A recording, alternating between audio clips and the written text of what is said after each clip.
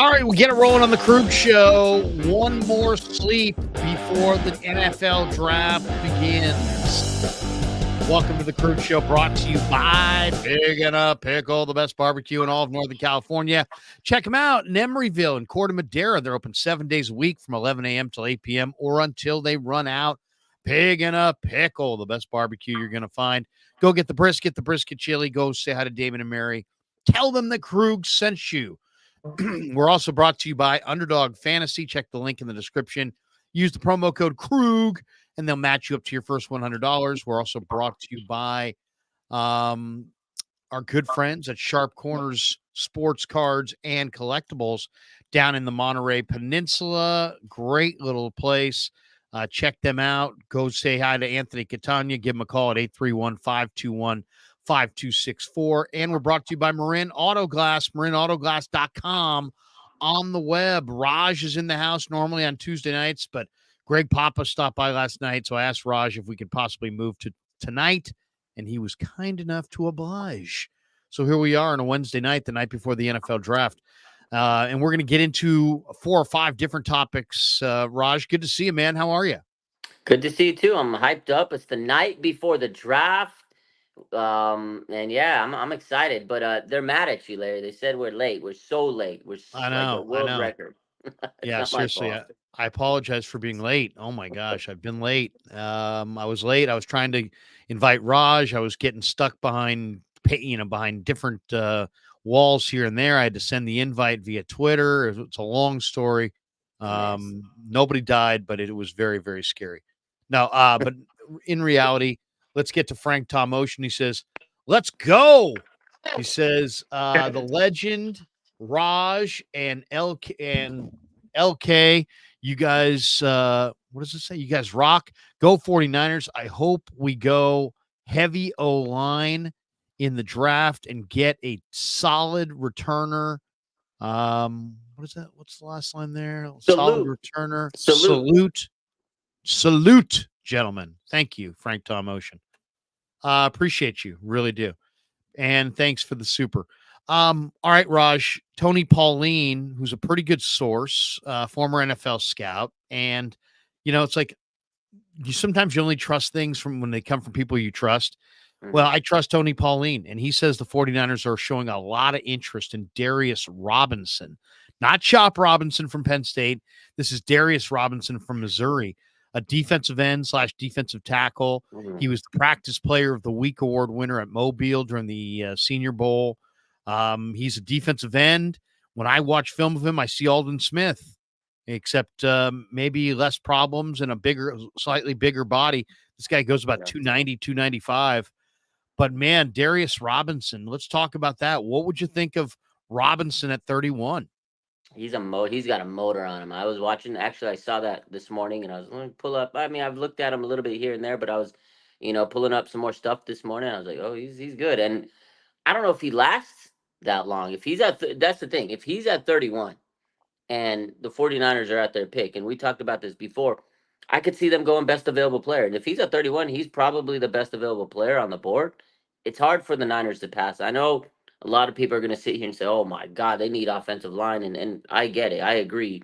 I've been the biggest proponent of that. But it's the John Lynch we're talking about. He loves defensive linemen. And another guy on the edge you add to this team, he can give you instant impact. And, one thing Lynch said this week is what he says every year. He goes, you know what? You're not only drafting for this year, you're drafting for the future of this team. And let's be honest, Leonard Floyd, great pickup this offseason. I think that was one of the better, free agents that they grabbed in a while. And he's 32, though. They sent him to a 2-year deal. You need to get a long-term option on the other side of Bosa. So it would make sense to get an edge if he's available. But I think the majority, the consensus of the chat would say, we're going to destroy you, John Lynch. You need to get us an offensive lineman. Well, it's funny. They do go D-line a lot. Robinson, they seem like they go for guys who do well at the Senior Bowl. Yeah. They sent a contingent down to the Senior Bowl. You got all the best players in the country there, and whoever really stands out and shines, and Robinson clearly did. I watched the one-on-ones. He could not be blocked. And the question is, what is he? Is he an interior defensive lineman? Is he a defensive end? Is he a 5 technique, 3-4 end? What is he? I think he is a jumbo 4-3 defensive end. Mhm. And if the Niners got him, I would try to get him to maybe lose 10 pounds, get closer to 280. But you put this guy at a super leaned out, fast 280, coming off the line of scrimmage opposite Bosa on first and second down. That would enable you to play Leonard Floyd in his most valuable role, which is to use him on third downs and passing downs, and maybe you could even slide Darius Robinson inside, in what like they used to call the NASCAR package. He could be like an Arden Key. He could be kind of like a bigger, stronger, harder playing version of Chase Young.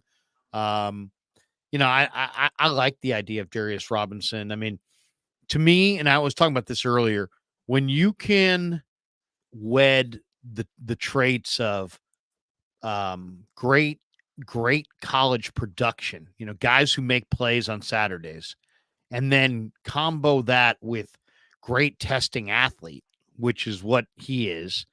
um I think that's really that's where you really get special players.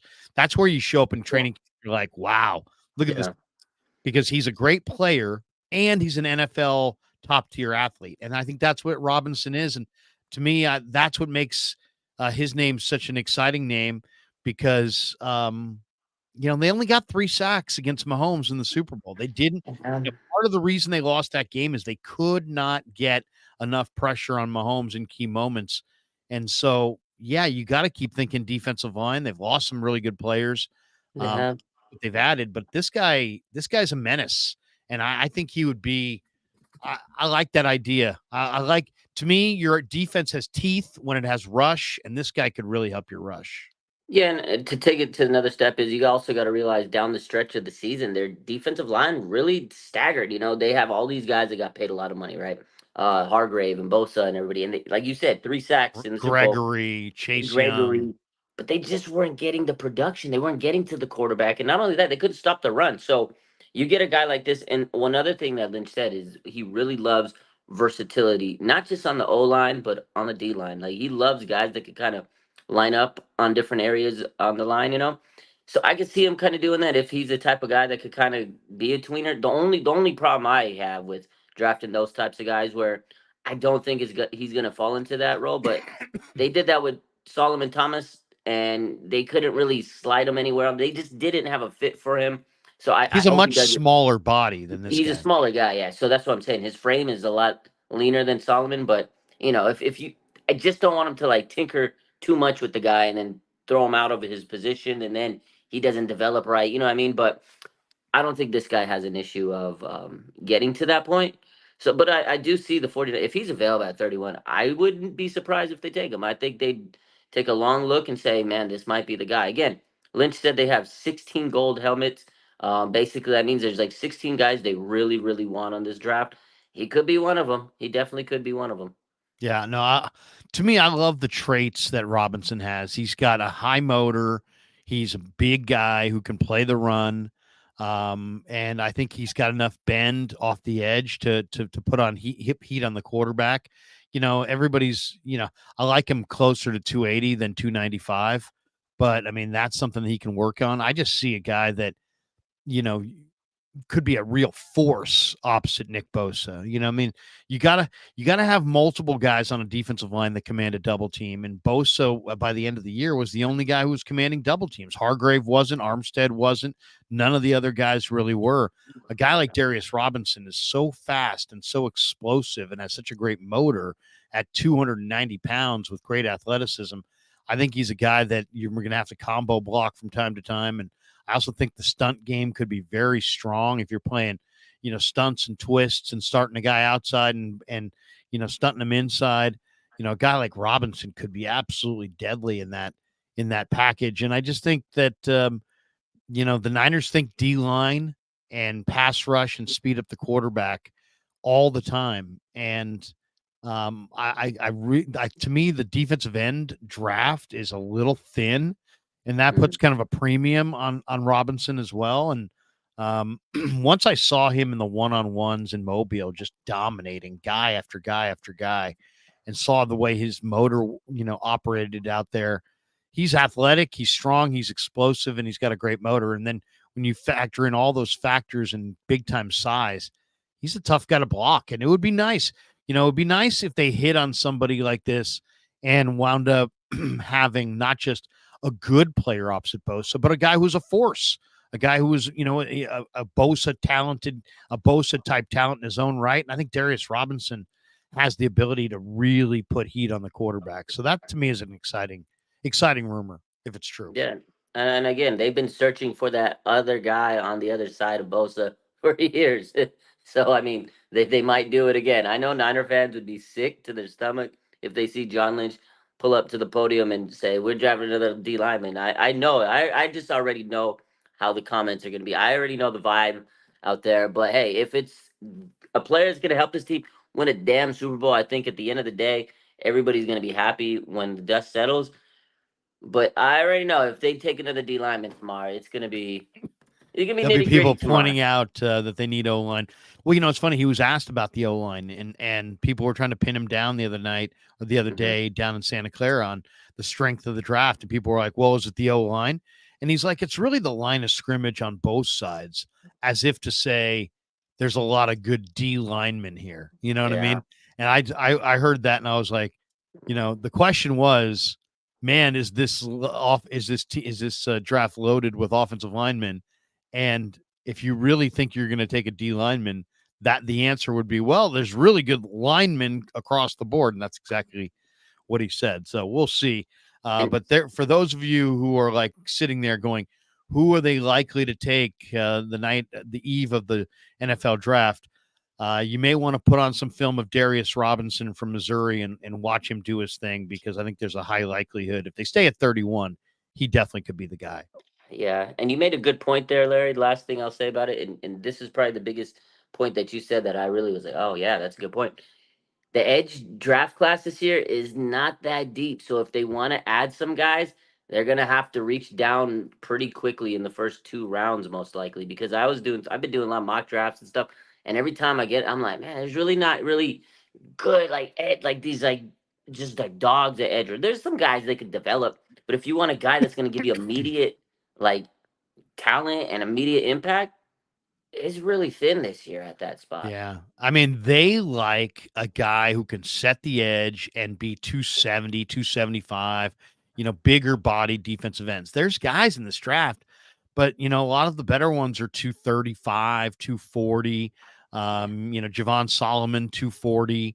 You look at Luther Ellis's kid, Jonah Ellis, 240. I really like Mo Kamara. He's like in that 250 range. Yeah. There aren't a lot of guys who are like 270. And in this case, I think, Robinson is the kind of guy that could be, 275, 280 in that range if they leaned him out a little bit. And I think he could be an absolute force. So I'm a big Darius Robinson fan. He was one of the first guys I liked in this class. And for Tony Pauline to say they're showing interest, that means they're showing interest. All right, let's talk a little bit about Brandon Aiyuk. It wouldn't be a live stream if we didn't talk Aiyuk. Look at you. You got the Aiyuk shirt going. Yeah, we got to rock our boy. Yeah. You got a lot of Niner gear. Do you have an Aiyuk jersey? Do you have a Yeah, I got Aiyuk jersey, but I've been rocking. I wanted to wear the Aiyuk shirt specifically for tonight, just for you. a little show of support for Brandon Aiyuk? Of course, my guy. Aiyuk, saw the Amon Ra contract today and started dancing. Yeah, he did. Did you put that out, Raj? Yeah, I posted that one. That was funny, dude. He's dancing, and he's gonna get paid either way. He knows it. Yeah, I mean, the question is, did the Amon Ra put the final nail in the coffin for, the marketplace, to the point where, we have no idea what the Niners have budgeted to pay him, but it sounds like he's going to want 30 million or maybe north of 30 million a year. Are the Niners going to pay him? And if they do it, are they going to do it this weekend so they can then use that extra cap room to maybe acquire another veteran player via trade on day 3? Or are they going to trade him And Daniel Jeremiah threw out Jacksonville and Indianapolis. We've heard a lot about Pittsburgh. We've heard mentions of Washington. Pittsburgh cleared $7 million of cap room today from their cap. Jacksonville, Trent Baalke needs a receiver in the worst way. He's terrible at picking receivers. Indianapolis, we know Ballard and Lynch have made deals before. I mean, in reality, Ballard and Lynch made the DeForest Buckner-Kinlaw extravaganza move. Is Indianapolis going to try to offer the 15th pick in the draft for Brandon Aiyuk? They need a receiver. What are you thinking? The more people are talking, it seems like in the last 24 hours, the more it sounds like the Niners are extremely open to moving Aiyuk.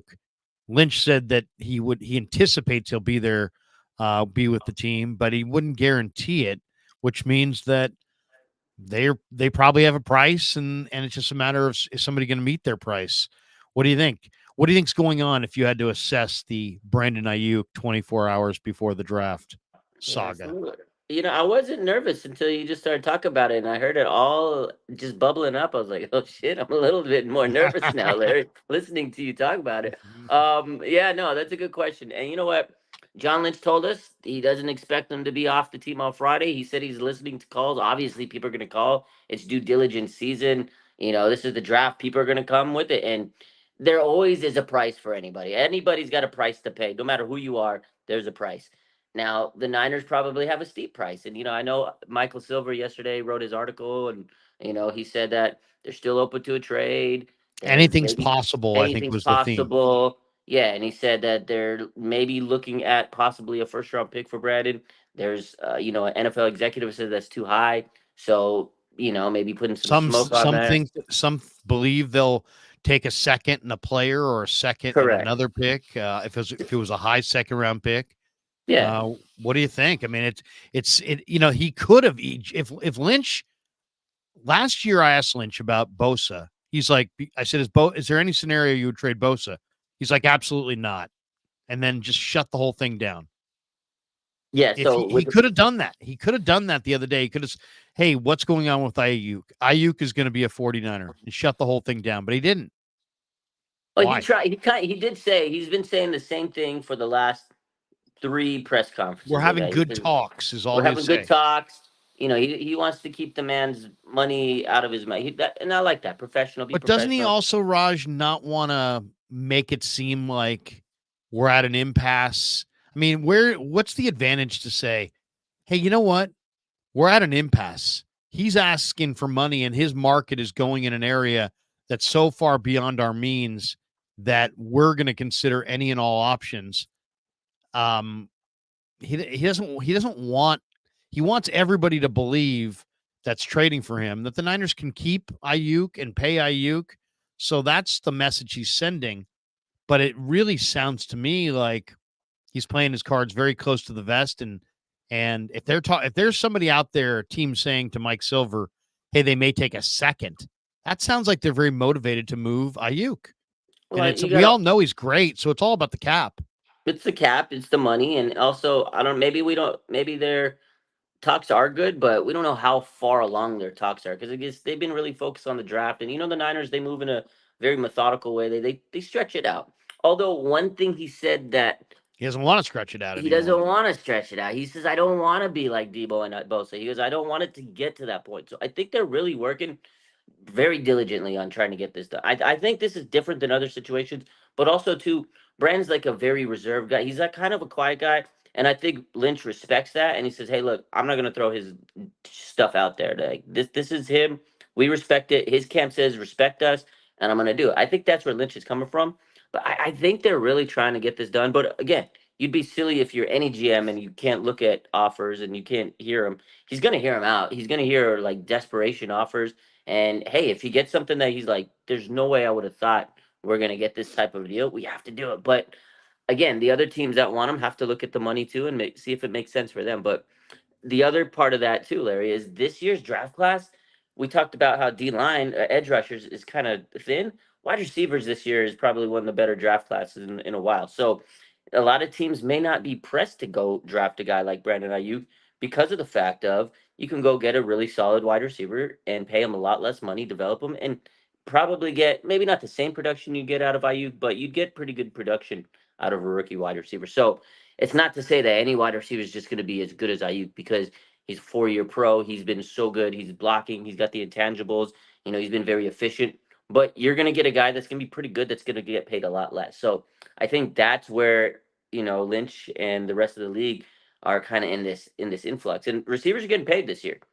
So they know these teams that are drafting these receivers, they're gonna have to pay some money in a couple years. Amon Ra got 30 mil this year, like you said.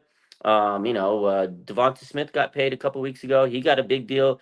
Wide receiver money's getting up. It's stacking up. So the Niners know they got a price to pay, but I think that they also know that they can't mess this up for Brock Purdy because this is a guy that's very closely tied to Brock's development himself. And they got to pay him next year a lot of money.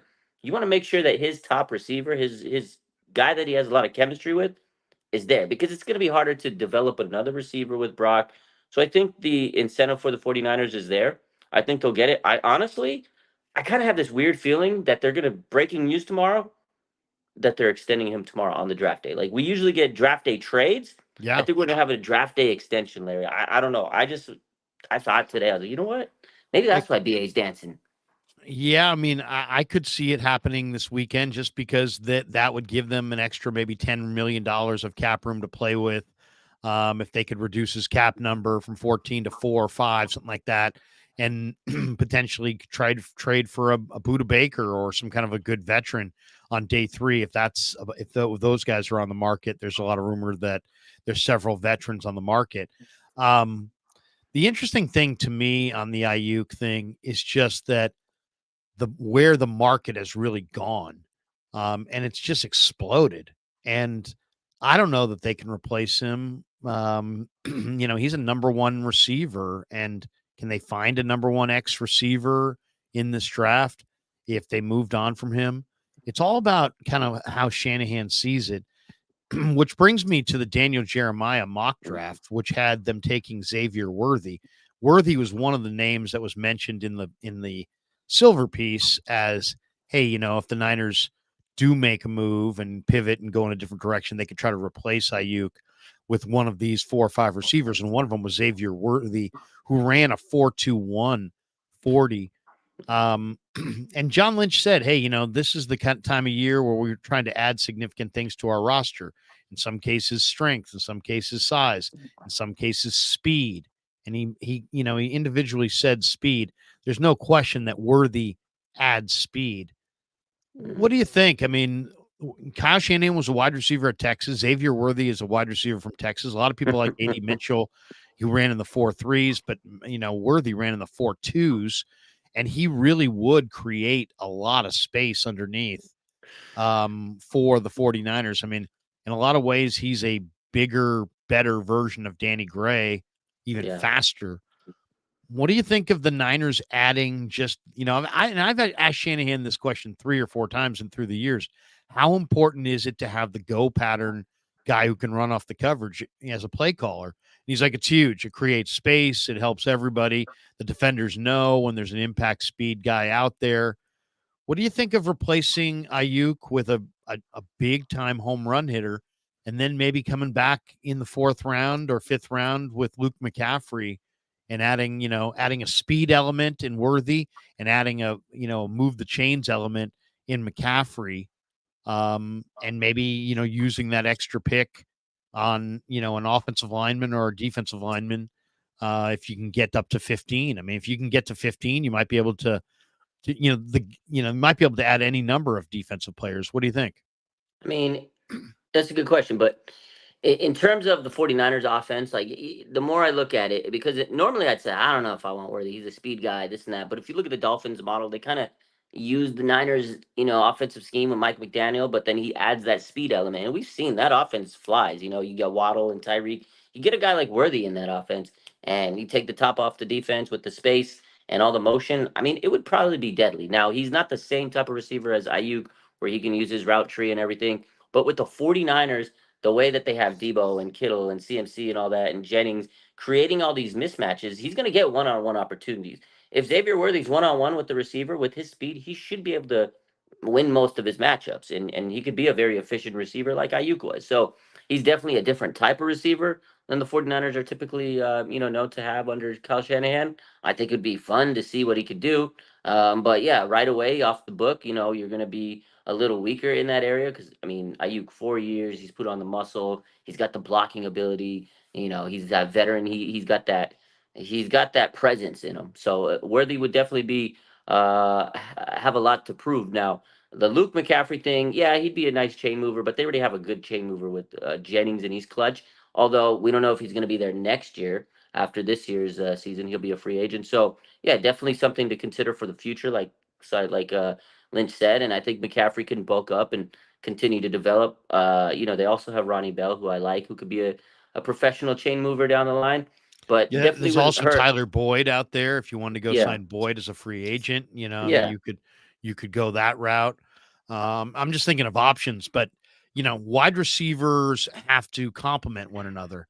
And really, if you said what do the Niners need, they need a Xavier Worthy. I mean, I'm not saying they need to have a guy with 4.21 speed, it's but crazy. they don't have the speed element because Danny Gray hasn't fulfilled that potential, hasn't been Yeah. able to get on the field.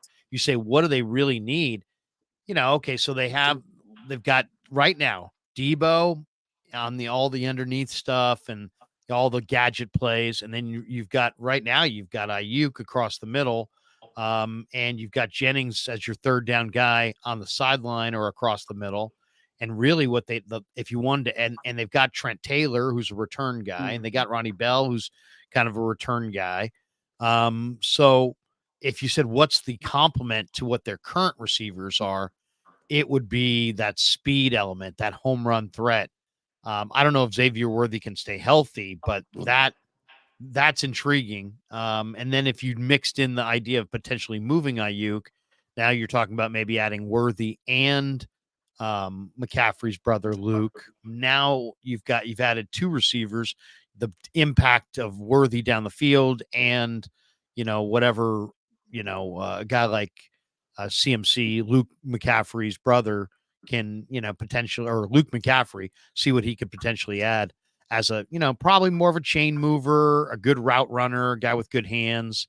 Um, to me, it's going to be interesting because I think where there's smoke, there's fire. I think Lynch could have Mm, shut this whole thing down easily if he mm. wanted to, but he didn't, and it's because they're cap strapped, and I think they're already at a financial impasse between what they want to pay Aiyuk and what Aiyuk wants to make, and there are limits. I mean, that's the thing. There's limits to what you can spend and what you can pay.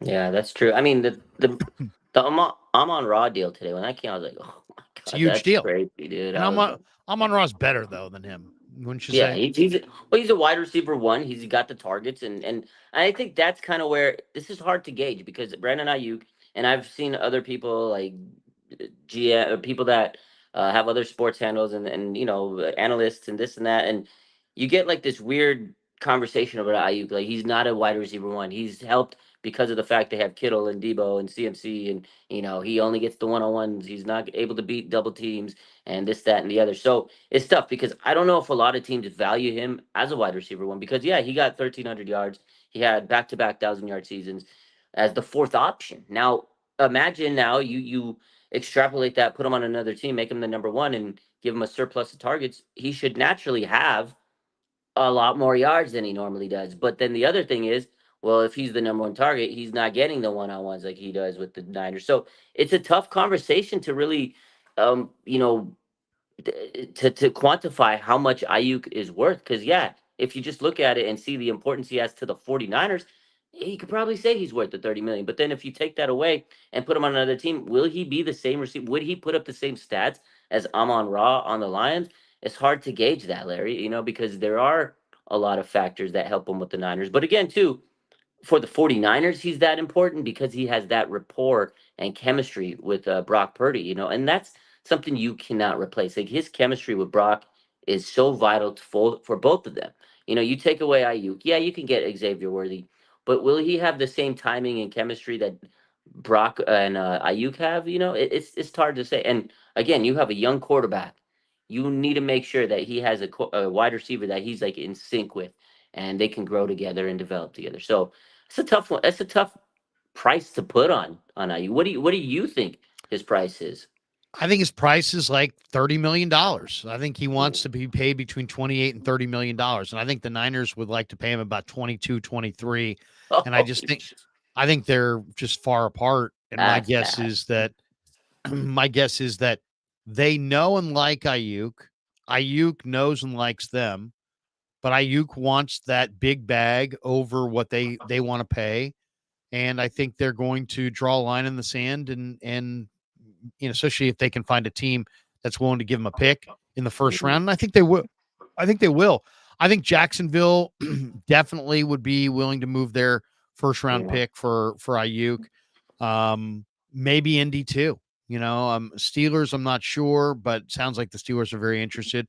I think Washington could have interest if it got to a round 2 situation. But the one is the team that has the highest pick that if they want to make the deal is probably Indianapolis. Now, the question is this: if the Niners get the 15th pick in the draft, Oh who are God. they looking at? Who are they looking for? And I was watching going through the prospects today in the teens and looking at, who's where and who could be available. I'm pretty convinced that if they made a deal with Indianapolis or Jacksonville, as Daniel Jeremiah is indicating, those are the two hot names after Aiyuk. I really think that their target in the draft would be the corner from Toledo, Quinyon Mitchell, who was a teammate of Samuel Womack the third for the Niners at Toledo. And Quinyon Mitchell is just one of the best prospects in the entire draft. He was incredibly productive. He had 4 interceptions in a game. He's one of the best man-to-man corners, probably the best man-to-man corner in the entire draft. I think he's probably going to be there in the middle of the first round. He also then went to Indy and had just a phenomenal combine where he showed what a tremendous athlete he is. And I just really think that the Niners' takeaway from the Super Bowl is that the Chiefs had Snead and McDuffie, and that they didn't, that they need to be better as far as that corner. And I don't know about the future of Mooney. Can they sign Mooney long term? Can they sign Lenore long term? Do they have to choose? And to me, if they do wind up trading Aiyuk and get into the mid first round, I think they go Quinyon Mitchell at corner. And I think that then, when their pick comes up at the end of the first round at 31, they go receiver or maybe offensive or defensive line and go receiver in round 2, maybe trade up. But I think it's Quinyon Mitchell. That would be the guy I would think. If they do trade up to the middle of the first round, they're at 15 with Indy's pick.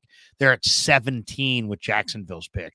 If they're there, who do you think they're looking at? Because I'm pretty set that I think it's Mitchell. If they trade up and get one of those picks, and they take a cornerback, Larry, I would love to see. I'm gonna be sick. I'm gonna be sick, Larry. I'm gonna be sick. But you don't think they need a corner? I don't think they do because they have 2 really good corners. I'm not saying that they don't because they need a nickel. But I think the importance, if you pass on a generational tackle, because at 15 you can get one of the best tackles and set yourself up. If you pass on let's just say Fuaga's gone. So maybe Latham's there. Latham. Would you rather have J.C. Latham, or would you rather have Fatanu, or would you rather have Quinyon Mitchell? I'd have one of those linemen. If they go and get it, if they trade away Brandon Aiyuk to get a cornerback, I will be so sick to my stomach, Larry. I will be so sick. Oh my God! I'm not saying he's a bad. What if it's a true shutdown guy, though? What if it's a true number 1 corner? Because Quinyon Mitchell would be their best corner. He would be a dominant number 1 corner. They have Mooney and Lenore. It's not like they're not strapped for a corner. If you trade Brandon Aiyuk for a cornerback, I'm coming down to that office. and I love cornerbacks. I was screaming at the top of my lungs for years. Go get a cornerback, Sauce Gardner, all these guys. If they do that tomorrow, I'm gonna be sick, Larry. I'm gonna be sick. Oh my Frank God. Tom Ocean says, "Can we get a bulky that would be a bulky move. Talking about tomorrow's first round pick. It's funny, Frank, that you want a Trent Bulky because I'm sitting there at 17 and I need a receiver because you know what? my guy, Sunshine, Trevor Lawrence, hasn't been able to really light it up yet. We need a receiver to kind of legitimize that pick, Lowry. And I'm telling you, I'm looking at those receivers and I'm thinking to myself, I can't pick a receiver. My name's Trent Baalke. I drafted A.J. Jenkins. I don't know shit about wide receivers. And then I'm thinking, you know what? John Lynch has got Brandon Aiyuk, and I don't got to think anything about that. I know he's already good. So you know what I said, Lynchy, here's 17, and I'll throw in a third. I need that receiver. Would you do it, buddy? Will you do it? And he's talking a lot to the Steelers, but they pick behind us. I'm afraid of Chris Ballard. I'm afraid Ballard's going to offer that 15th pick, and then I'm going to have to pick a rookie receiver, and I can't pick my nose. There you go. There's your Trent Baalke. That's a good one. Now, real quick. Okay, so if you get rid of Aiyuk, do you expect? Because this is what and I love Juwan Jennings. Is he magically going to be this great quarterback, like wide receiver too? Is he going to naturally become a 1,000-yard receiver? He's never had even close, never sniffed close to 1,000. And I'm not saying that Jennings is not good because we saw him in the Super Bowl. Could have been Super Bowl MVP, but can he sustain that type of production every week in, week out? Like that's the question. And I love Brandon Aiyuk and I love Juwan Jennings, and that's the thing. Like today, I saw on Twitter a lot of people are like, "Oh, if you get rid of Aiyuk, Jennings can just become the next guy up, and you give him all the targets." He's never had to do that as a wide receiver. That it's easier said than done. So, what do you take? What's your take on that? Well, I think that if you're moving off of Aiyuk, you're going to have to kind of reconfigure your wide receiver core, right? So I think I think Tyler Boyd's in the mix as far as signing. I think there's a potential to draft. I will say this: if Aiyuk wasn't there, I think you could probably, I'm not saying find Aiyuk, but you could there's guys on all 3 days of the draft that I think you could add that would really be intriguing. I mean, you could add McCaffrey's brother. You could add Tyler Boyd. You could add a Xavier Legette or Malachi Corley in round 2. You could go that route. You could try to add Malik Washington. And then on day 3, I mean, there's so many burners. I mean, you could add a vertical threat like Tyler Harrell, who's going to be a 7th round pick probably. There's not to mention, I mean, you could draft a running back, and there's a very deep running back class, and flex out McCaffrey more and use him as a receiver more. So I definitely think you would have to redo your whole kind of wide receiver core look for sure. But there's opportunity here. I mean, there's players here. Not to mention if maybe you could get you could trade, maybe you could find a young receiver you could trade for. I mean, there's a few, there's not an Aiyuk, but the question is how much, the balance of losing Aiyuk versus what you could get for him if you moved him for a pick or two and could then kind of reposition the talent on your roster. I mean, a number 1 corner like Quinion Mitchell would be incredible. A great offensive tackle would be valuable. A great defensive tackle would be valuable. So, I mean, we're talking about a receiver they threw 3 balls to in the Super Bowl. 3. Oh. So, yeah, I mean, he only had 3 receptions in each of the playoff games. So it's not like, man, you're trading away. He's not Jerry Rice. I think he's good, but I'm pretty sure that he's priced beyond the Niners' means. And then the question is he coming back to them? Are they going to somehow match him? Are they going to pay him a ton and then move off of Debo next year and probably for nothing, or move off of Debo? Debo's been told that he's not going to be traded before, during, or after the draft this year. So he's not going anywhere. Kittle's not going anywhere this year. They just redid his deal. I mean, it's possible they re-sign. I don't think they're just going to let Aiyuk sit. He's going to be back. He's going to play on a new contract this year, right? Yeah, and I think that's for sure. Yes, I think so. Yeah, they're not going to play him on his 5th-year option. I think if he ultimately stays on the team, he's going to get his contract extension sooner rather than later. And again, what Lynch said was he doesn't want it to be like the Debo Bosa situation. So I'm kind of inclined to think that they're going to try to get it done quick. But Tomorrow's going to be an interesting day, Larry. It's going to be a very, very interesting day. And after that first round is over, if Brandon Ayuk is still on the roster and he didn't get traded, I don't think they trade him the rest of the week. There's no way they. I think tomorrow is the day you trade him. You got to trade him on the first day. That's the big move. After that, I don't think you make the move. You can't. I don't think you trade him. I think I don't know. tomorrow's I the mean, day. if Washington knocked on your door on Thursday night after the end of the first round and said, "We'll give you 36 and 40 and Jahan Dotson, you're getting 2 high second round picks and a receiver," I think I'm still making that trade. So I don't know. We'll see. Yeah, that's a good trade, actually. I You I know, might be like, okay, I hold on, the mean, door's still open. yeah, I mean, that's 2 high second round picks. That's a lot, That could be yeah. guys. I mean, the Niners said, people fell and, gravitated to Lynch's line when he said, "Hey, I have 22 first round picks." Like pick 23 will be no value at all. The Niners have 22 guys ranked in the first round. It doesn't mean they're going 1 through 22. There could be 10 guys in the second round that they had ranked in the first round. So it's, we don't know how their board sits. We do know they have 22 first round picks, but it doesn't mean those 22 picks are gone after the 32nd pick. You know what I mean? So there could be guys that they had in the first round that just don't go in the first round, and they're there in the high second. I don't know. We'll see. It's an interesting thing because we all know if there was no cap, we're not talking about moving Brandon Aiyuk at all. But because there is a cap, it at least has to be discussed. One last super here before we jet.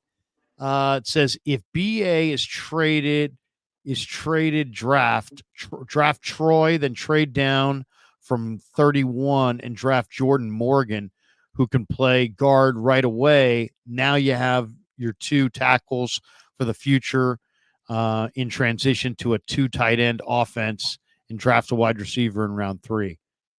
Who's Troy? Is that the Oregon kid? Is that who you're talking about? Jackson Powers. That's the Oregon guy.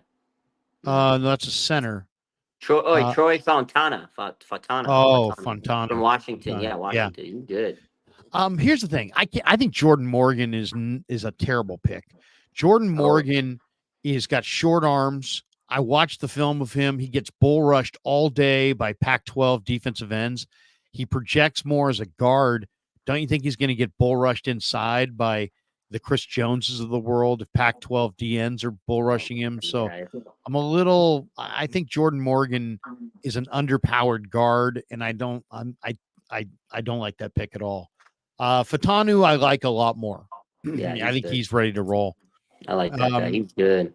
I like him. And then this one says Higgins and Hendrickson want trade. 49ers interested.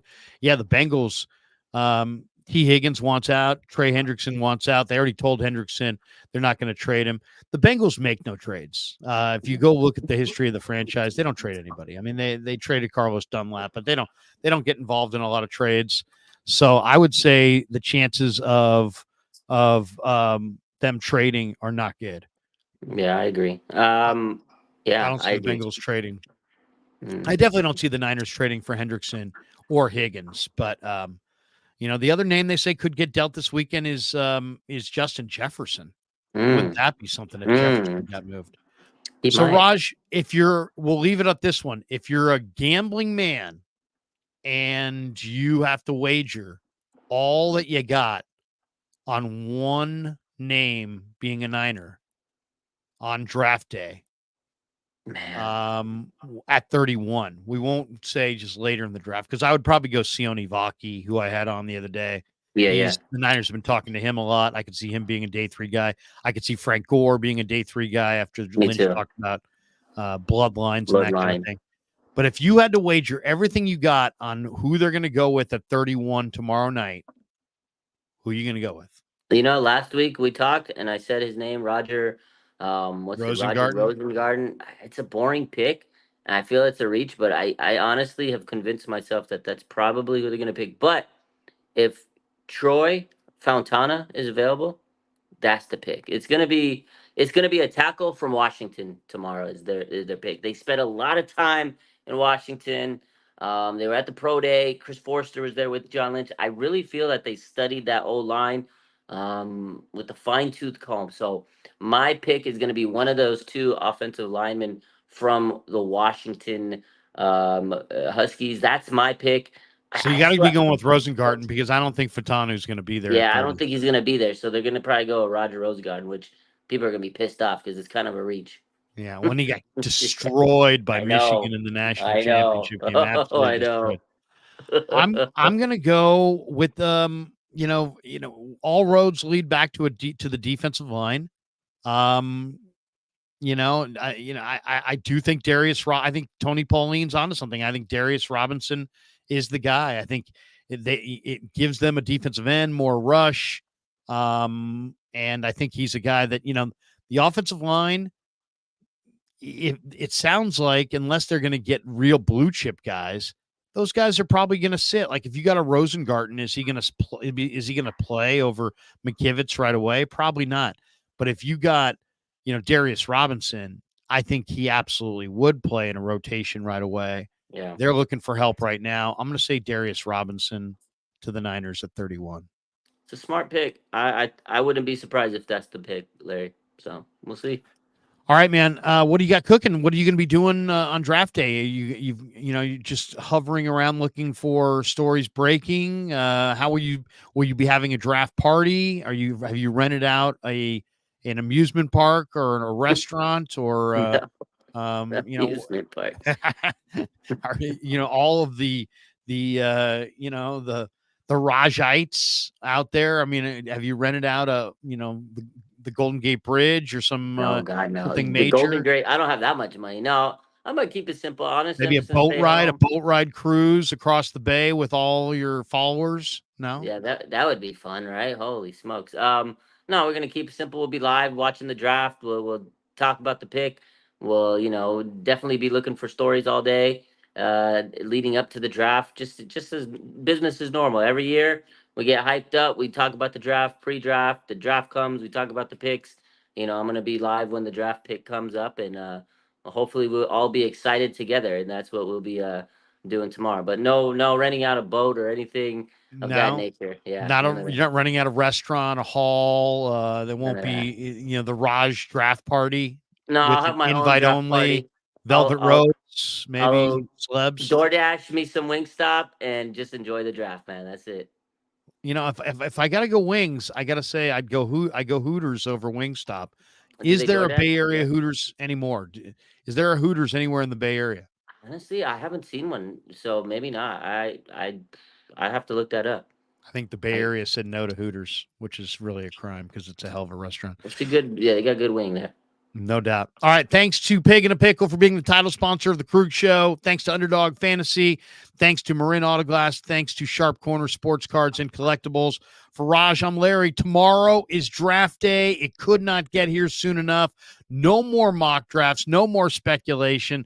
The next time we talk, we'll be talking about actual 49ers. I can't wait. For Raj, I'm Larry. Peace. Yeah, never met a man I've been scared of. Careful, you won't get